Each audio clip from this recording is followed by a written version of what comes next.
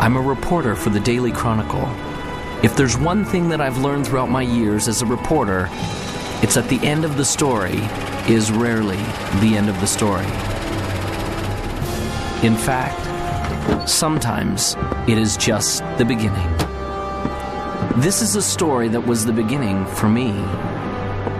Although we only met for a brief moment and there was only one word exchanged between us, my life was changed forever. Hello, I'm the reporter from the Chronicle. Come in. Thank you. The interview was with Vincenzo Vivaldi, the world's foremost violinist and composer. I admit I didn't know much about him, but I had my questions at the ready. How did he become such a success? How did he create such a legacy? And what inspired him to learn the violin?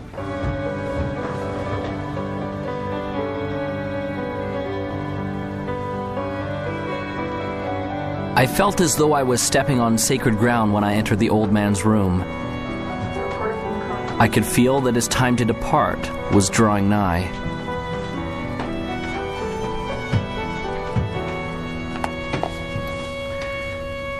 Thank you for seeing me, Mr. Vivaldi. For our readers, what would be the one key factor in achieving all of your great and grand accomplishments?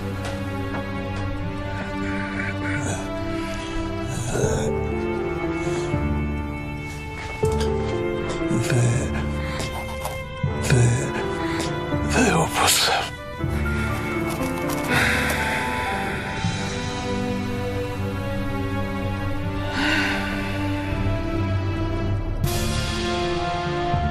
Those were the last words he ever spoke.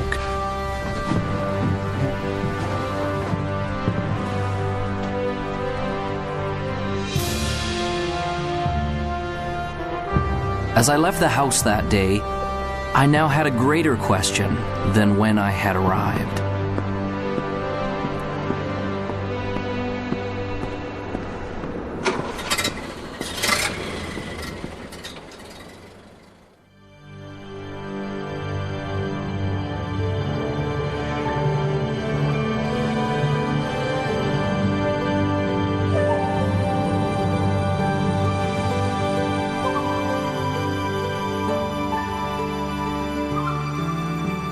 The opus is a composer's greatest work, and the opus is about us becoming the most amazing, magnificent, extraordinary human beings that we were meant to be.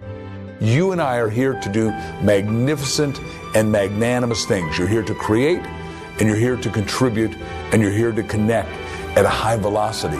Everybody deep inside has a dream and a vision and a calling and an inspiration that they're here to do. Anyone can do this, and it almost sounds cliche. Everybody says, oh, you can be whatever you want to be, you just got to have the dream. And all of that's true. Unfortunately, it has become cliche and people have stopped listening to it. The best way for you to predict your future is to invent it. It's up to you.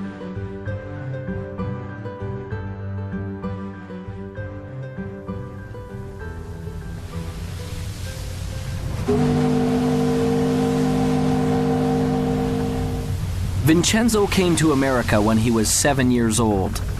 He came from the old country, Europe.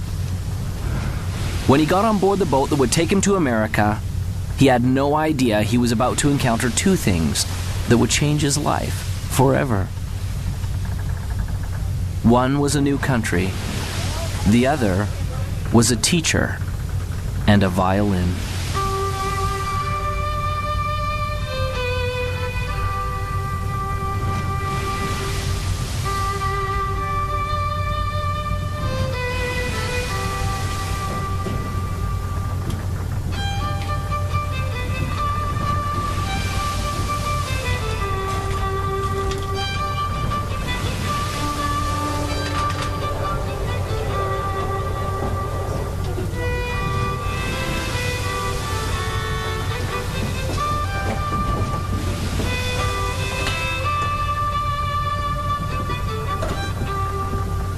As the boy listened, He was captivated, and in his heart he knew that one day he would play this song.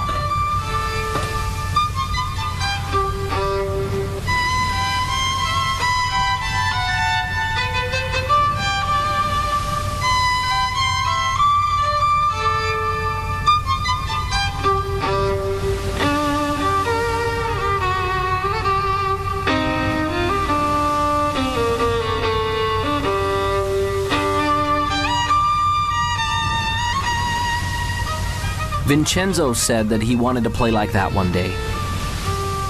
Do you really believe that? Do you really believe you can? The old man asked. The young boy replied, yes. That is the key to unlocking your opus. The old man smiled and told him that he had just begun on the road to becoming great. He gave Vincenzo a notebook and told him to write down exactly what he wanted and to keep the book with him always. Vincenzo wrote that one day he would become one of the greatest violinists the world had ever known. The old man put his hand on the boy's shoulder. When you get there, don't stop. Remember, your opus isn't what you do. It will be the legacy of what you've become. Vincenzo did not understand. The old master smiled and said, one day you will.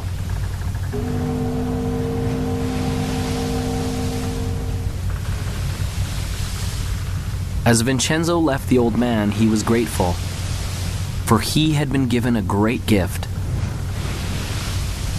And although he would never know the man's name, the man had changed his life forever.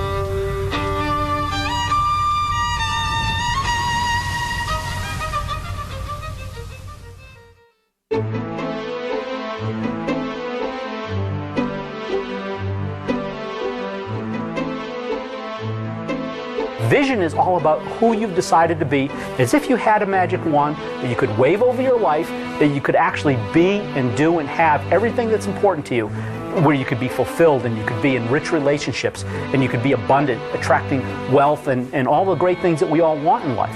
You know, you can start your, if you will, your path at a very early age or start it much later in life. I don't think it really matters when you start.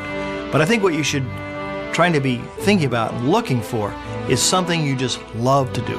Something that really gives you energy. You've got a passion and that you feel you can commit yourself to. Some people get into vision and purpose and they make it so huge, or they think it has to be so big that they scare themselves and they almost freeze themselves. They don't come up with anything. Your vitality in life is directly proportionate to the vividness of your vision. And when you have a clear vision, magnetic things occur and you draw into your life amazing synchronicities. People, places, things, ideas, and events start to synchronize in your life to help you fulfill your vision.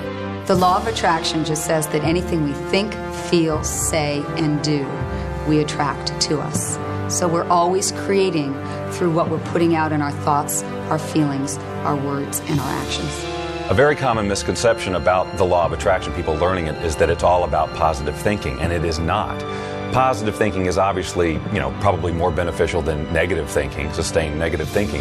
But positive thinking can mean just that you're thinking about things that would normally make a person happy. But if you're not truly emotionally involved with your thoughts, you're not really having an attractive power. In other words, if you're visualizing a car, or you're visualizing a house, or you're visualizing lots of money, or whatever your version of success is, but you don't have any real feeling about it, that is in alignment with that. In other words, if you don't feel positive about those thoughts, you're actually not attracting anything positive. It's the feeling that powers our thoughts. The Institute of Heart Math, which is the most widely recognized research institute on the heart, has shown that our hearts have an energy field around them that's 5,000 times more powerful than our brains. So this is the real power source for people. And when we want something from our head, it can only go so far. But when we power it with the feeling in our heart, the feeling of knowing that I can get it, the feeling of love behind that thought, then we are moved to the inspired action that will bring us what it is we're wanting. Anytime we set goals that are not congruent with our highest values, we're going to tend to not stay focused on them. We're going to keep going back to what's truly important to us. And so it's very crucial to set objectives that are congruent and aligned with the highest values, because when you do, you don't require outside motivation. You're inspired from within. I work with teens every day. I've worked with thousands of teenagers all over the country. And what I know to help teenagers love and believe in themselves and have that success-driven vision that so many adults have is the very first thing you have to do is be original. Be yourself. Don't conform. Don't transform. Find your own original gifts. You have them. You have so many. And lead with those. Belief in yourself is the first step to anything great. If you don't believe you can do it, you're finished even before you get to the starting line. You see it all the time in grade school. The kids line up to run the 100-yard dash. They all start off pretty good, but as soon as one or two of those kids pulls ahead, you see a few in the running literally slow down and sometimes stop. That's because when those kids see someone pick up speed, they begin to doubt that they'll ever catch them. And their brain says, what's the use? And suddenly they believe it. Here. And everything slows down. I started out in a life of welfare and poverty and became the 25th wealthiest person in America. That would be an extreme that most people can't even comprehend, let alone relate to. And it all started because I believed in my own possibilities. Whatever we believe, we become. I don't really think we know what we're capable of. There's incredible potential in all of us. And I mean in all of us, not some of us, all of us. If you find your passion and that energy wells up in you, and if you can dream and start to get committed to that dream and that vision, then you can be successful and far beyond what you ever thought you could. It is okay to believe in yourself. Start now. Start today. You are the greatest you that will ever be.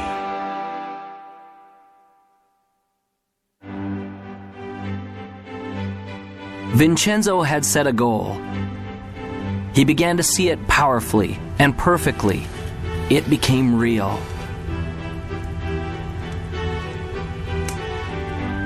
He experienced it in his mind and in his heart.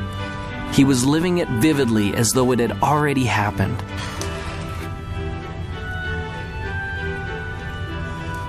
This gave him the momentum to begin.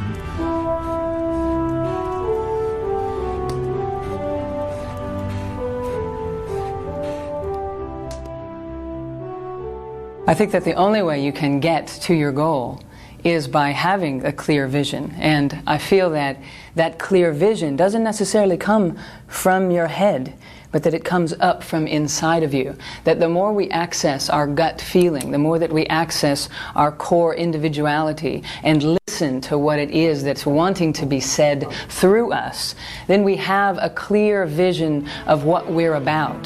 The problem is most people don't really have that clear vision of what success is for them because they've never felt like they were allowed to have that vision for themselves. They always felt like they had to live in to somebody else's idea of what success is. I think one of the steps that people may not do quite properly is that first step of intention. So many times people's intentions are coming out of a feeling of obligation or I should. When I find that people really stop, which is a hard thing to do in our society, to stop, but it's the thing that is most required for us to stop and turn inward. Someone asked me one day, if you could have anything that you wanted, if you could have your dream life, if it could look any way that you wanted it to look, what would it be? And I was stumped, because I was so used to being good at responding to my difficult circumstances that I even honored myself for being able to make the best of a bad situation. So I would constantly have to wait for bad situations to come around in order to identify who I was and to feel my strength to be able to go out there and do something. And so when someone asked me, well, if you could just be on the front side of something like that and just have it be whatever you would want it to be, what would it be? And I couldn't answer the question. I thought, I've got some different kind of work to do. The only way you can get a clear picture of where you're going and to understand what it is that you want out of life, you must silence the restless thoughts that are going through your mind. And you have to ask yourself, what do I want? How do I feel? And where do I want to go? In the 1960s, President Kennedy suggested that NASA was going to put a man on the moon by the end of the decade. And NASA took the plan and they said, okay, what's success look like? Success looks like not man on the moon, but astronauts safely back on Earth. So they said, let's plan from there. So there's a group of scientists who looked forward to success and said, let's work backwards and put the plan in place. Now the problem most of us have is we don't have a clear vision of what success is. I started thinking about the creative process of living your life as it relates to creating music, because I enjoy creating music and I always have. And it comes back, and I saw the parallel so clearly between how the process is the same. When I sit down to write a piece of music, it's generally born out of some inspiration. You know, I don't work under the rules that you have to write this type of piece of music, it's got to be 30 seconds and it's got to be this beats per minute. You know, I have because I do it for fun, you know, I have full creative control, so I work from inspiration, just as we should work from inspiration in our lives. That is what should guide us. That is what it should help us to create our vision, a feeling of inspiration, not someone else's sense of passion or their likes or interests, but our own. I have a philosophy of life, and that is this. Achieving any type of goal in your life is 99% intention, 1% methodology. It's being crystal clear about what you want, and the how, the methodology, will show up later. When people talk of clarity, it often gets described as just writing down your goals. The most important element is often left out. That's finding your motivation. If you want to get to your goals quickly, you've got to have clarity on why you want it. What does it mean to you? Why do you need it in your life? And the stronger and more important the why, the more power you will have to pursue that goal.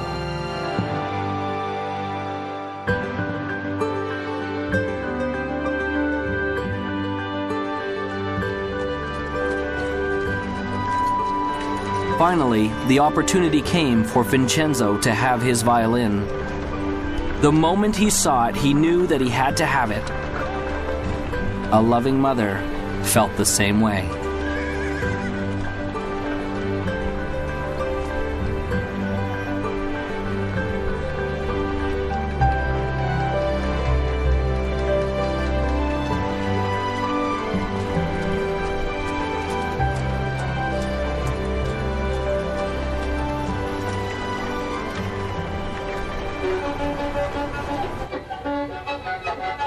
It was not as easy as it looked. But Vincenzo had made a decision and a commitment that he would learn to master this instrument no matter what.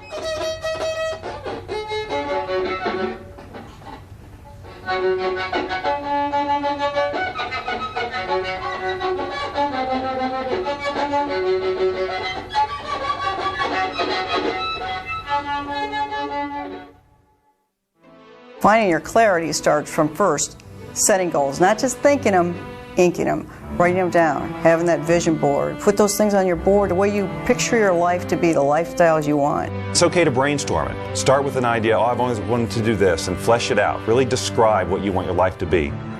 You may find that it evolves even as you write, and that's okay.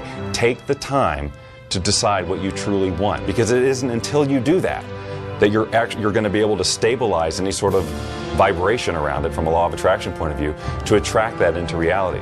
When you're in the achievement process, what is your greatest moment?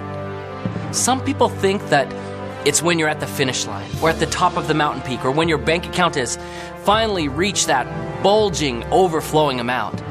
If those are your goals, then those moments when you get there may be exciting. There's no doubt about that. But that isn't your greatest moment.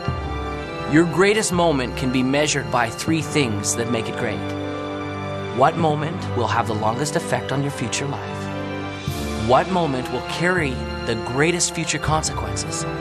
And which moment will have the farthest reaching impact on you and those around you? Your greatest moment, therefore, becomes the moment that you decide.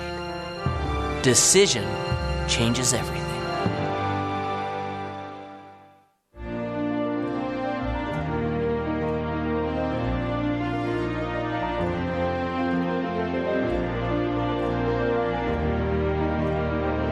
As Vincenzo grew from a boy to a man, he never lost sight of the dream.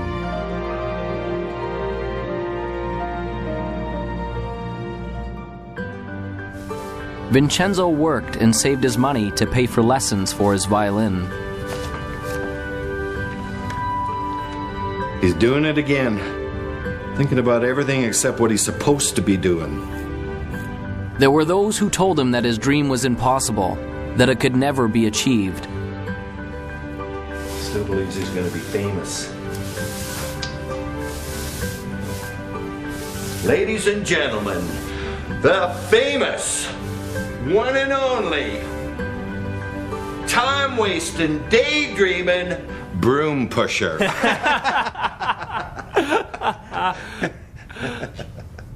But he remembered the words of the old master on the boat. Do you really believe you can? That is the key to unlocking your opus. Vincenzo! Sweep the floor, boy, sweep! Vincenzo gained courage and continued forward.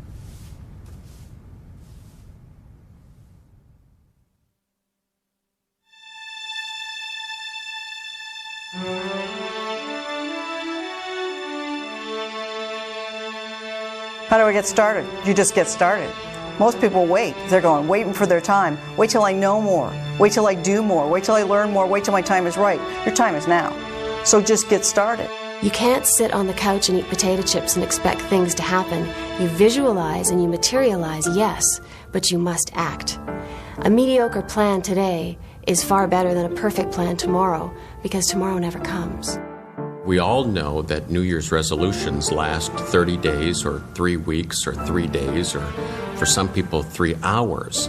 And that's a result of this great commitment. And what I want people to do is to step back and, interestingly enough, to essentially dial it down. Focus on what you can do, not what you could do. If you can't get the big picture, start with the small stuff. A decision isn't something you take lightly. It isn't a wish or simply saying, I'd like to. There will be no power in it until you say with clarity, I will do it, and attach that commitment to some action. What will you do to get things started? I'm a big believer in planning.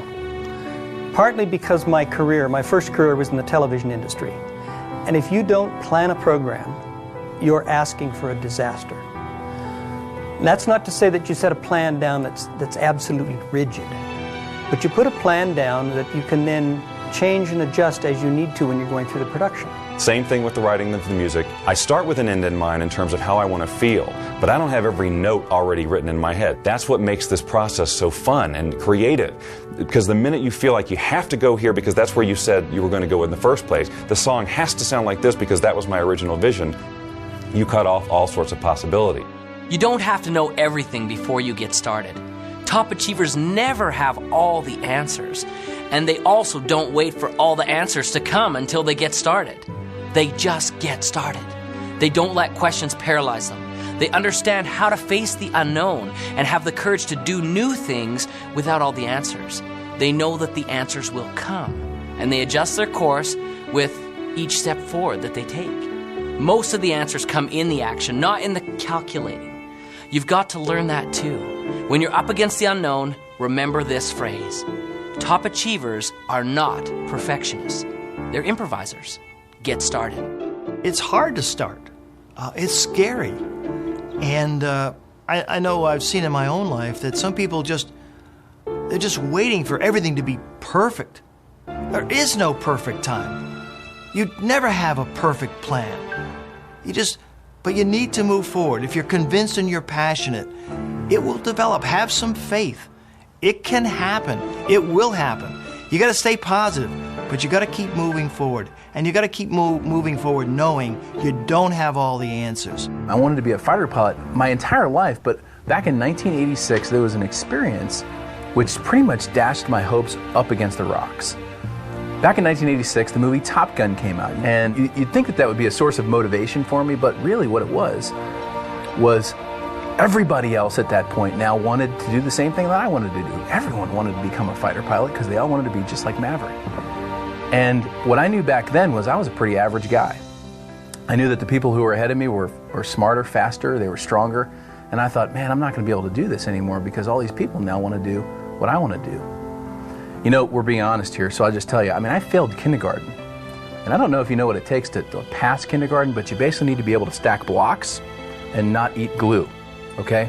That's pretty much about it. So I failed kindergarten. I know that I'm a pretty average guy, okay? And I look at all these people who are ahead of me and I'm thinking, man, there's no way I'm going to be able to make it. But I followed through with my dreams and I pressed on.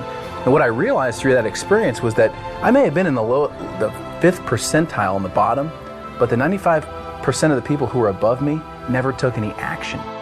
Often people have a great idea and they get excited about it and they go, wow, I'm going to go do this. But you know something? They don't do it. They think about it, they get excited about it, maybe for an hour, maybe for a day, maybe even for a week or a month, but it dies. They don't take action. They're really not committed. They're really not passionate for it. It's like a passing idea. And so one of the things to be successful, one of the most important things to be successful is, okay, you've got a dream, you've got a vision, you've got plans, and now you've got to go for it. If you believe in something fully, you take action. I always tell people the last 6 letters of the word attraction spell action. And most people are focusing on this part and they're not doing the doing this. So when you believe that it's going to happen and you're visualizing clearly and you're holding all that energy, what will happen is you'll start attracting to you not necessarily the car, but opportunities, strategies, resources, books, etc. that will come into your life. If you don't take action, you won't get the results. You must take action. It may be very small, it may be very big. It's what I call inspired action because it's something that's coming from within you. You get a little knock at the door that says, attend this seminar, go to this movie, buy this particular book, whatever it happens to be. Your part in this co-creation process is to do it. I was successful really in a lot of ways just because I went and did it. I took action. And so you're sitting here today, you've got a dream, you've got a goal, you've got an aspiration, you might have an invention, $1 million idea. And what's sitting between you and the execution of your dreams can be simply summed up in this: take action, implement. You grab the bull by the horns, you put the throttles up in afterburner, you live your life at the edge of the envelope, and you will be successful.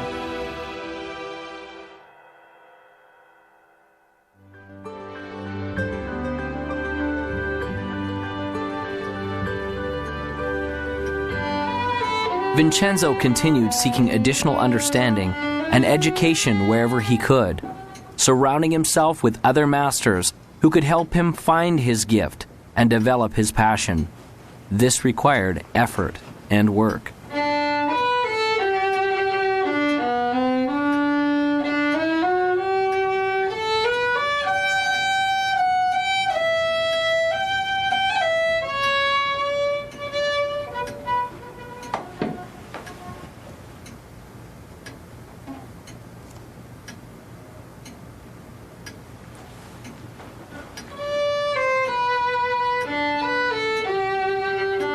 As he practiced and persevered, his skills became more fine-tuned, and the instrument began to sing.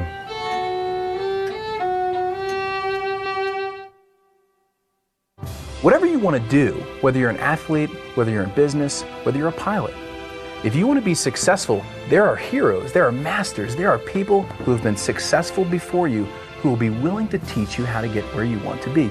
You don't need to fly solo in this life. If you have any goal that you want to achieve in your life, the first thing I would invite you to do is surround yourself with people who believe in what you do. And sometimes those people, they're not your family, they're not your friends, they're not your coworkers.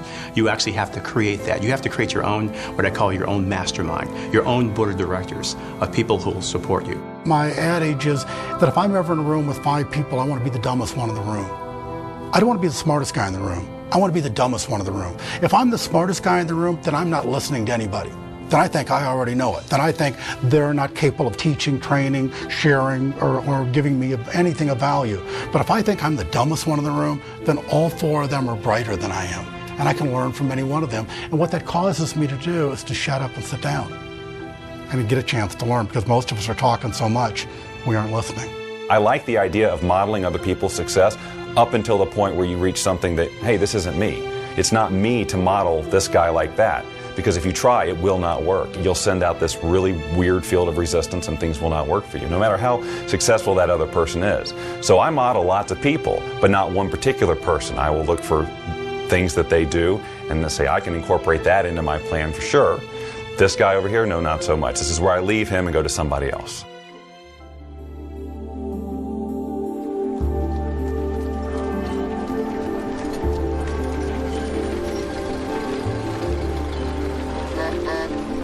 Whenever there is greatness, there is also adversity. When we work, there will be obstacles. Vincenzo's obstacle came when he turned 17. One day, as he was walking to his teacher's to practice his violin, he found that his vision began to blur. Soon, there were great dark spots appearing before his eyes. And one day, he woke up totally blind. He could not see. This proved to be a big adversity.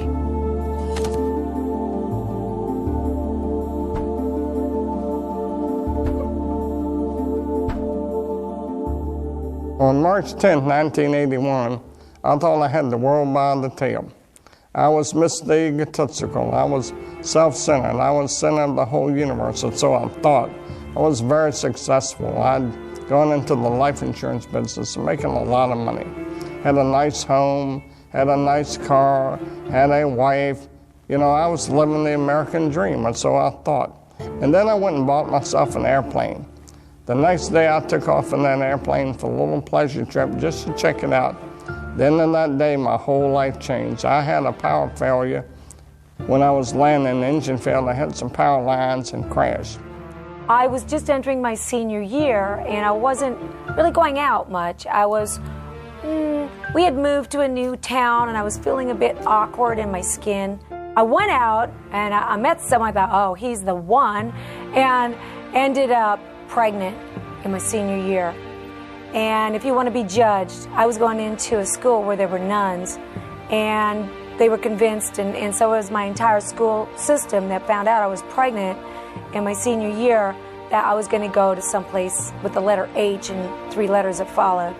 And it took me a long time to regain my self-esteem. And so my life started out as a pregnant teenage runaway. When I was born, my parents didn't know that I was didn't think that I was going to be a little person, of course. So that was a big surprise. And they had some difficulty with it, some challenges with it.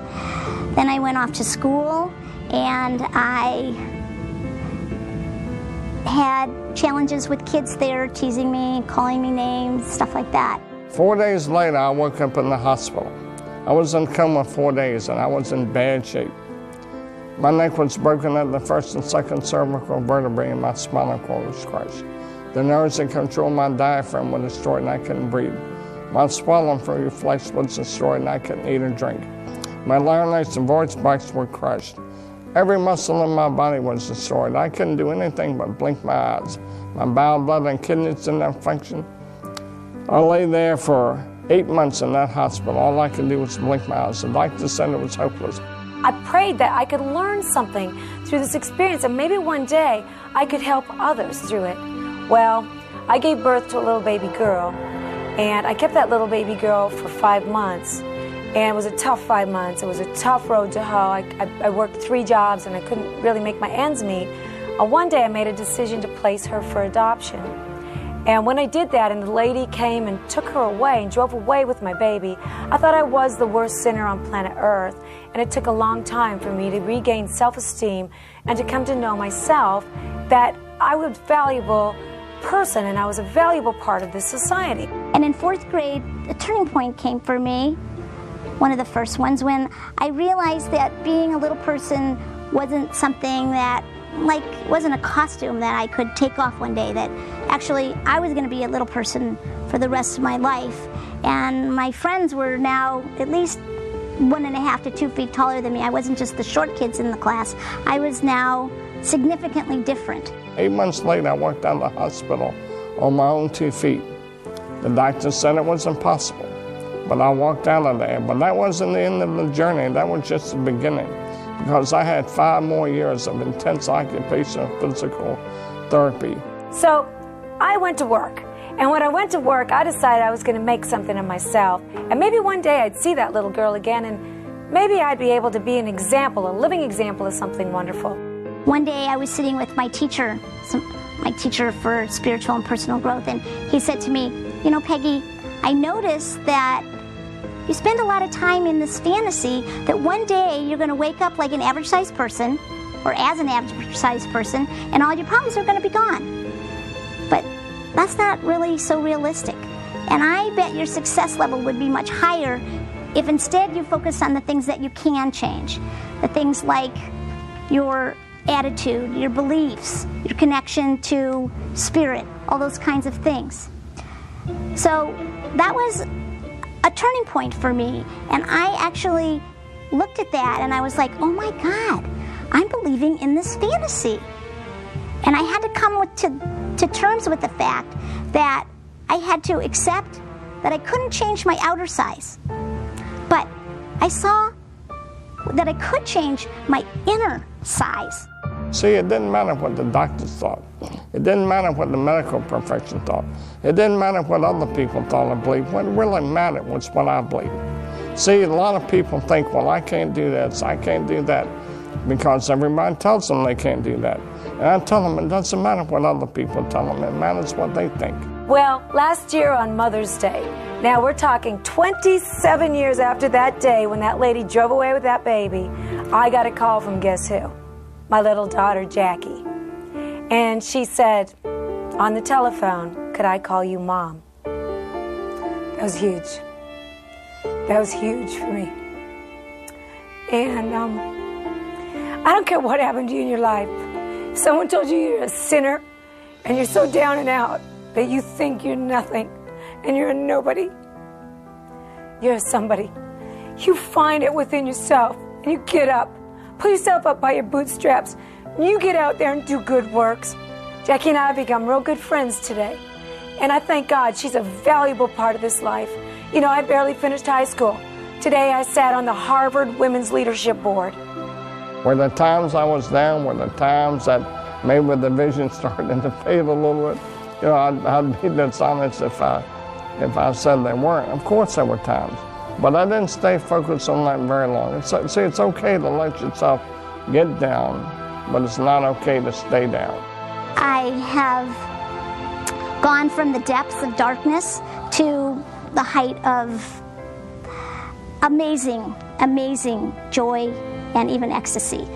I always say that I used to cry every day out of sadness. Now, I cry most days out of joy.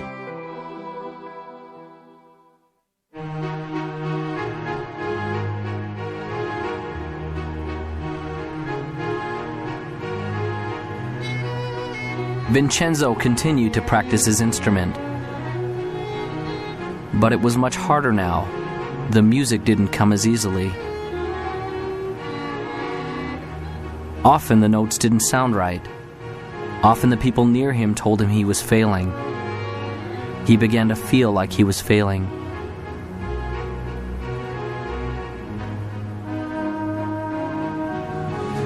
I can't.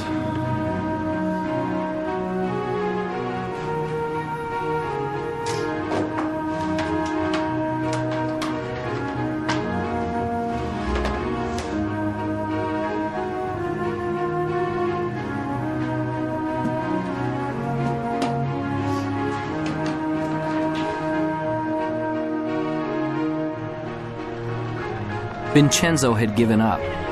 He felt like he had been robbed of the gift he had been given. His heart ached as he approached the entrance to the merchant's store.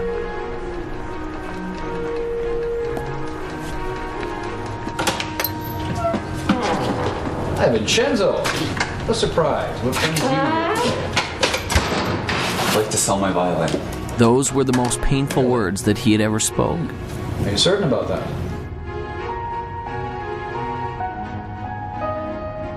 Well, let's have a look, shall we?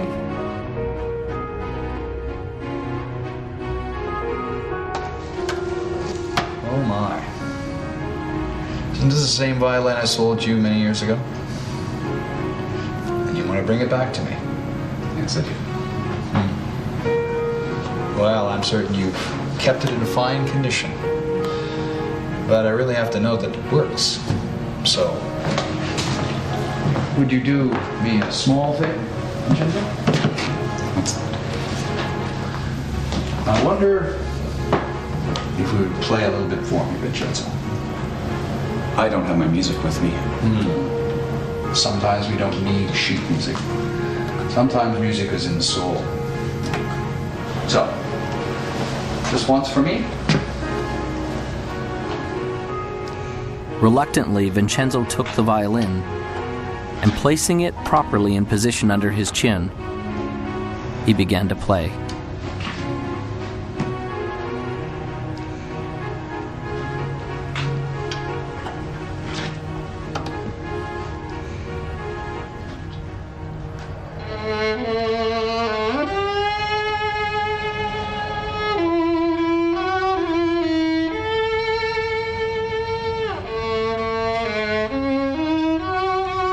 He began playing slowly at first, until his heart began to play the notes. As he did, something magical began to happen. He began to feel the power of the music once again.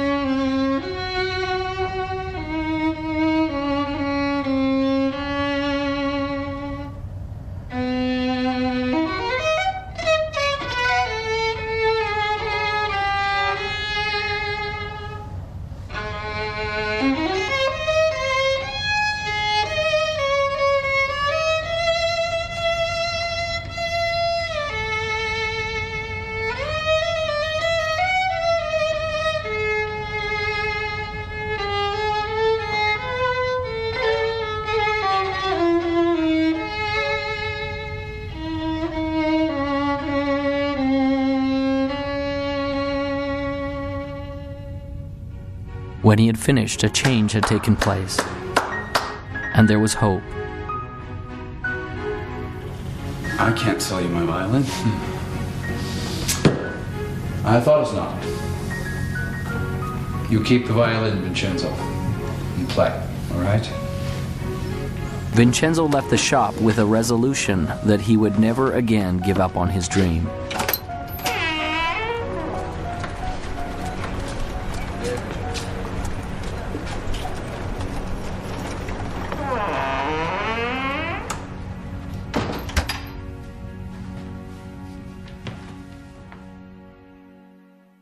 Everybody experiences failure, and if you haven't, it's just because you haven't done anything new. Because everything new requires failure. It's just a fact. In education, there's a term designated for new learners. It's called the J-curve, a J. When we start, we may begin here. As we begin to implement the new experience or information in our life, we initially struggle, or perhaps even fail. But as we learn the lessons from our failure and are persistent, we become competent and very successful with our new lessons or experience. And as we get competent, things go up dramatically. That's a J-curve. Most things in life come to us that way.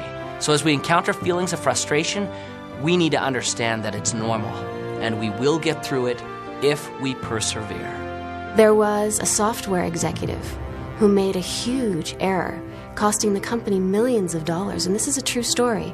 Millions of dollars at this one mistake or one failure he had made.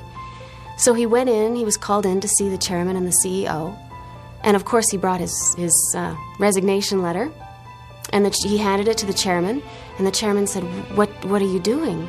We just spent millions of dollars educating you. You can't leave us now. Now, not every employer is going to be that compassionate, but the universe is. Every one of us gets rejected, and what you and I need to do as individuals is reject rejection. Make yourself rejection-proof. When Jack and I started Chicken Soup, we spent 3 years writing it, and then we tried to sell it. We went to New York with a great agent, and 33 publishers all said, hit the road, Jack. And then we went to the BEA, Book Expo of America, and we went booth to booth to booth to booth, and 144 people, sum totally, said, buzz off, you guys, that's sappy little stories. They're never going to sell. They're too nice. The secret word that every winner knows is called NEXT, next. You're going to meet obstacles. You're going to see adversity. It's going to happen to you. I guarantee it. So what gets you through it? It's your passion, it's your energy, it's your commitment to this game plan. And wow, it can be very, very exciting. I have never met a successful person who hasn't failed. Never. Not in the course of my lifetime, not in the course of my reading, not in the course of my studying, not in the course of mankind. Have I ever met a successful person who hasn't failed? Now, the difference between successful people and people who are unsuccessful, because we all will fail, is successful people learn how to deal with failures. They learn how to accept it and embrace it and understand it and learn from it. And it doesn't become a negative to them. It becomes a learning. It becomes an education. It's a tuition they paid for the education they got. You get a challenge or something you think is a setback. It's only a setback in your initial perception, and only when you don't stop and look at how it could serve you. See, the master is the one that takes whatever happens in their life, supportive or challenging, and asks how does it serve them and their mission. Because it's never what happens on the outside, it's always how you perceive what's up on the outside. So if you can take a challenge and you say, okay, so how am I going to use this to my greatest advantage, and what are the benefits that I'm going to get from this, and how is it going to help me fulfill my highest values, and how is it going to actually give me a step forward? If you ask that question and answer that question, it's not an obstacle. An obstacle is only when you've chosen to see only the drawbacks without the opportunities. Some people are so worried about failing, they don't start. And so one of my friends says, you don't have to get it perfect, just get it started. And then in the process of doing it, you will learn. What is failure? That's easy. It's not trying. It's not getting in the game. It is thinking about it and not doing.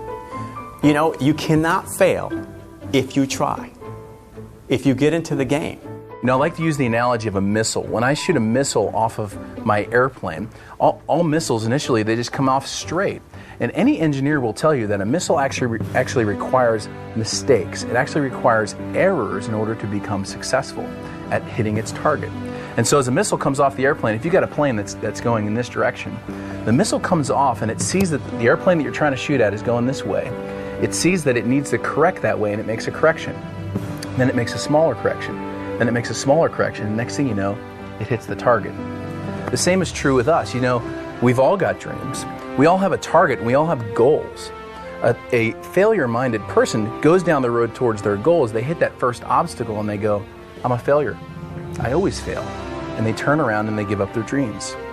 A success-minded person hits that first obstacle, and they go, you know what, I'm going to be successful, and they make a correction just like that missile. They hit the next obstacle and they make a little bit other correction, just like that missile. And next thing you know, they find that they've zigzagged their way to their target, to success.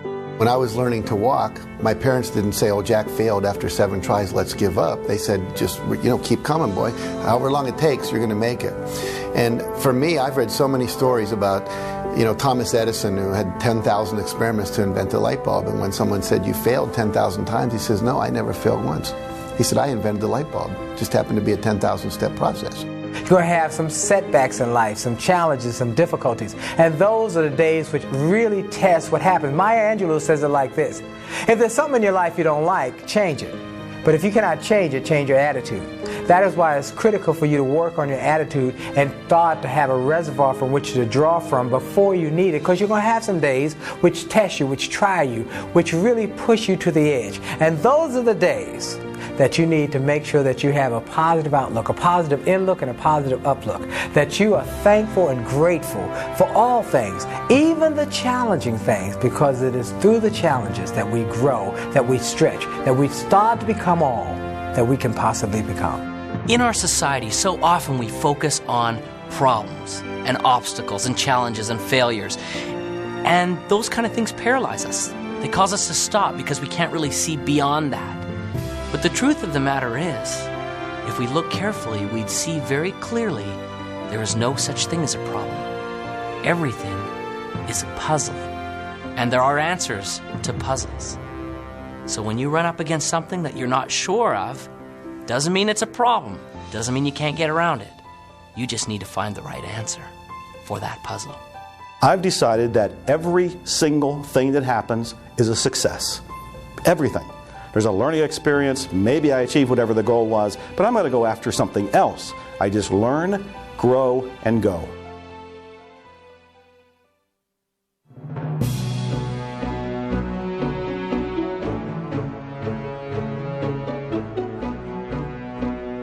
Once you reach a goal, whatever that is, or achieve a vision, and it may have evolved and it may be very different than when you first set out, you are basking only momentarily in that sense of accomplishment. You can enjoy it. It doesn't have to be a letdown, but what you'll find is that you've naturally expanded who you are, who you can be, and you'll have another vision that's even bigger.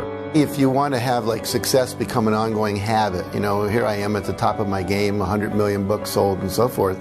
For me, it was never about selling books. It was always about making a difference. You can't stop making a difference. You know, making a difference is something that continues forever. It's the little things that you do on a daily basis that get that momentum ball turning. And all of a sudden, after a while, you have so much momentum behind you, you couldn't stop it if you tried. You can have addictions that are actually good for you, that are actually taking you forward in life, that are actually keeping you healthy and happy, and success is one of those. When you start tasting success, you want more of it.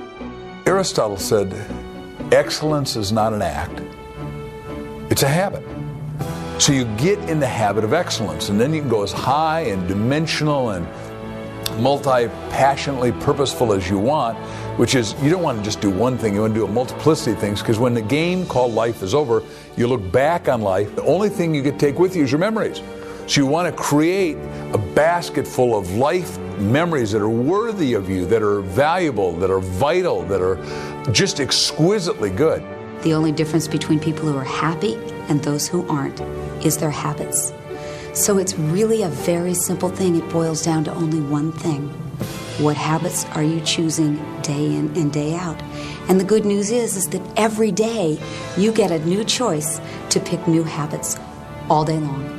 Every decision you make in every moment is determining the habits that you'll have today and tomorrow and the next day, and the outcomes that you'll have in your life. So if you want a life that's successful, choose the habits of successful people. If you want a life that's happy, choose the habits of happy people.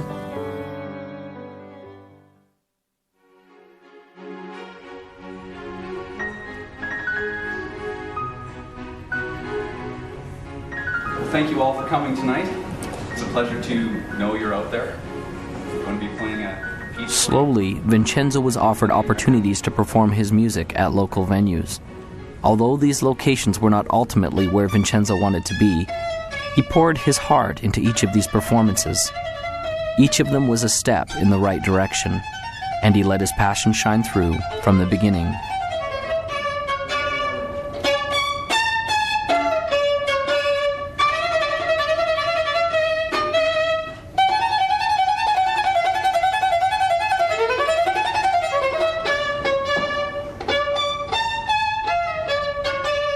As can be expected, this wasn't always easy. There were times he was afraid, but as he faced each challenge and each frightening moment, he seemed to build momentum and increase in his greatness.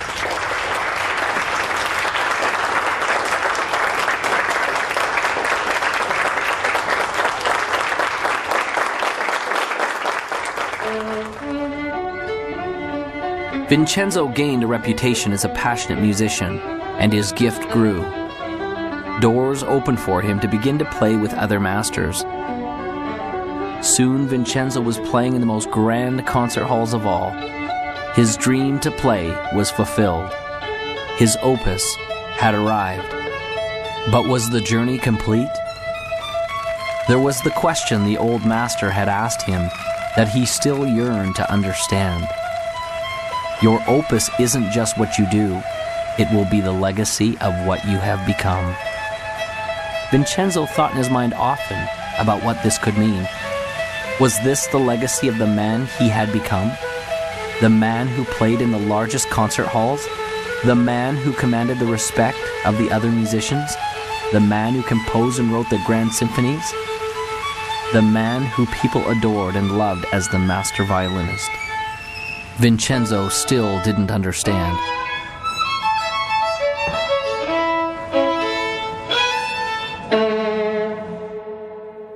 I think we have in our own DNA, sort of this need, if you will, of assisting others and helping them move forward towards their own goals or vision. And some of the greatest rewards in my life have been watching the success of others that I have been associated with. Henry James said that nothing of the senses will ever satisfy the soul. The only thing that satisfies the soul is gratitude and love. And when you have gratitude and love, whatever you're grateful for, whatever you love, you get more to be grateful for and you get to have more love. And so the second you achieve something, you're automatically yearning inside and called inside to ever greater achievements. We're all here for what purpose? we're here to give, we're here to interact, we're here to create, we're here to love and to support, and those are all giving things. Most of the successful people that I know have a basic fundamental philosophical foundation that says giving back is the key to success. A friend of mine asked me recently, he said, what's the purpose of the universe? Now, no one had ever asked me that. You know, life purpose, corporate purpose, all that. What's the purpose of the universe? And I went back to my physics and I thought, well, what is the universe doing? It's expanding. Ever since the Big Bang, it's expanding. I said, well, is it to expand? And he said, absolutely. And he said, anything you do that helps people, corporations, countries expand, you're in alignment with the universe. And when you're in alignment with the universe, the universe will support you. It'll give you the resources you need. Anytime you cause contraction, you cause conflict, then you're against what the universe is about. When we feel expanded, it's the universe's message of saying we're on course. When we feel contracted, it's the universe's message saying that we're off course. So as we're moving along, we always move towards that which is making us feel expanded. Service, there is no higher purpose. It's all about giving back. When you focus on giving, you receive, and that's how the law of attraction works. Ultimately, what we contribute is a reflection of who we are inside. And the more we contribute back to the world around us, makes us more inside. Think of your happiest moments. Got it? I'm confident that it will have very little to do with accumulating wealth, and it certainly wasn't a moment where you were alone in your room watching TV. I'd be willing to bet that it was a moment where you did something for someone that they could not do for themselves, or when you helped someone realize a dream, or you shared a little of you, the real you. And in the end, isn't that what life is all about? It's never about what you had. It's about what you did and the difference you made while you were here.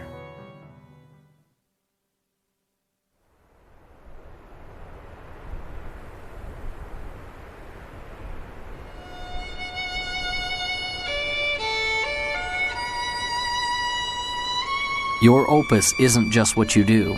It will be the legacy of what you have become. Vincenzo still didn't understand. Then the lesson came as he was playing his violin in the park alone.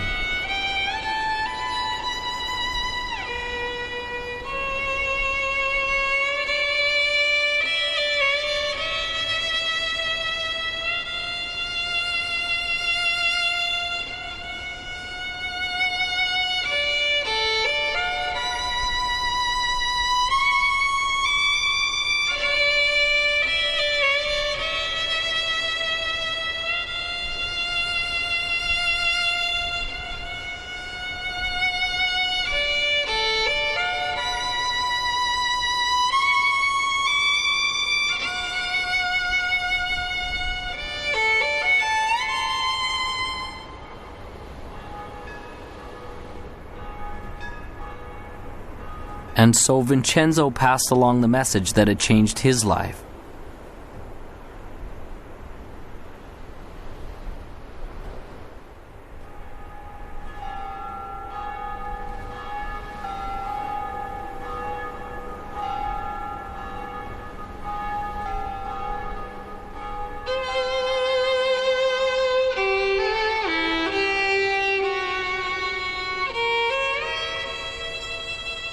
As the boy walked away in the snow, Vincenzo finally understood. It was almost as if the voice of his old friend, the master, came to him. Remember, your opus isn't just what you do. It will be the legacy of what you have become. Imagine, if you would, a hot summer day in the year 1944. Campus, Morehouse College. Dr. Benjamin Mays, the president of the college, sits at his desk. There's a knock at the door. He says, "Come in."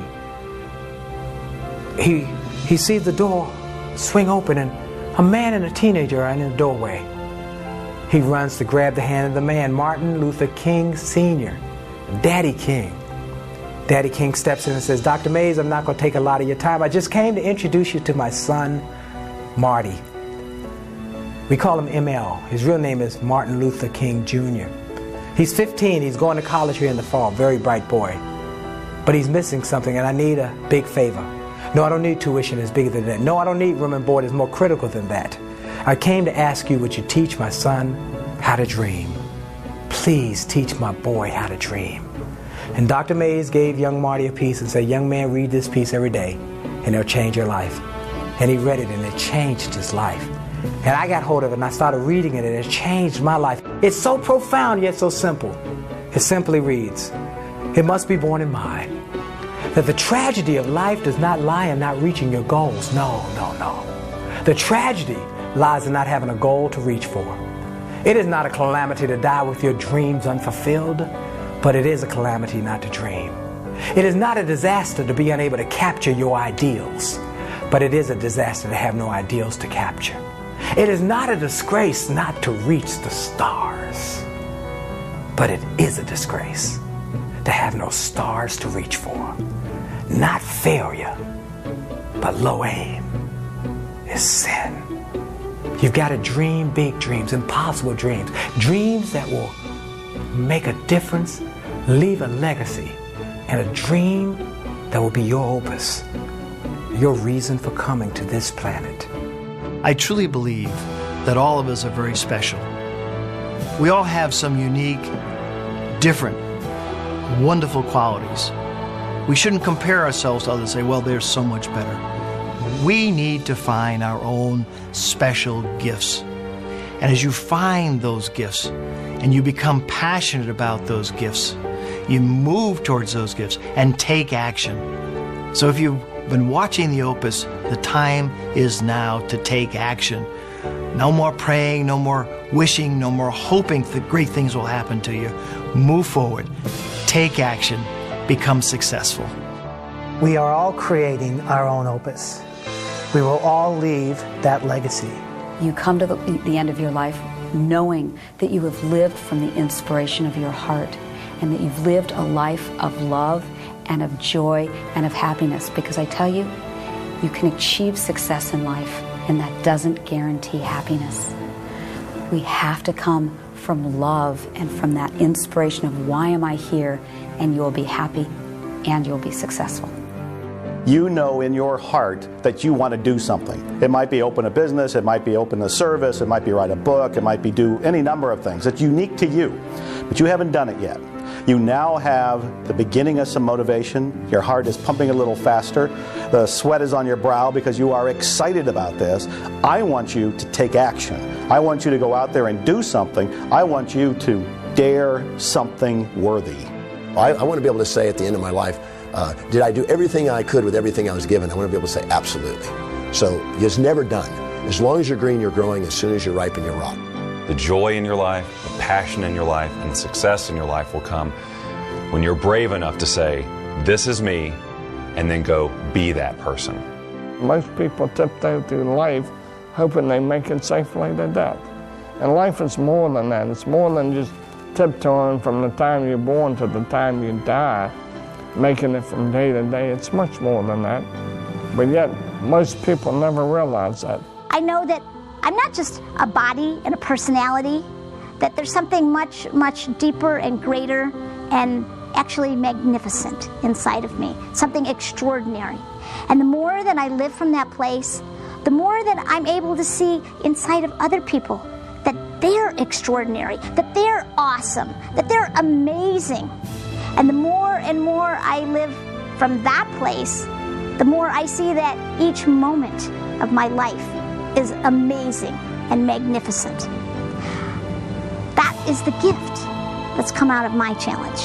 That is my opus. Now you have the tools. You have a vision. You believe you can do it. You're clear and you know why you want it. You have a first action to get started with. You know where to go for help. And you know failure can't stop you, only slow you. You are the composer of your life. And your greatest moment is before you. It is decision. What will you decide to do now? What will your opus be?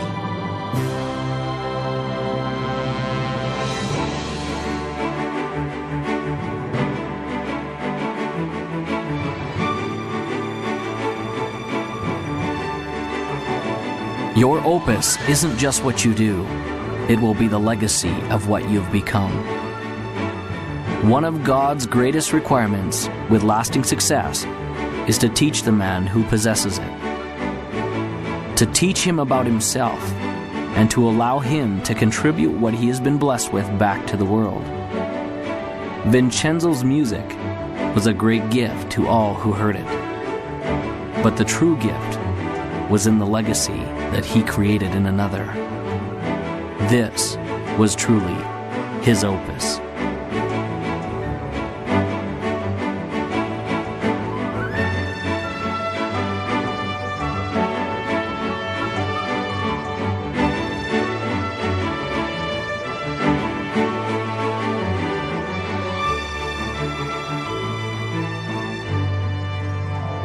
And now, as time passes, there's a question that each of us must ask ourselves.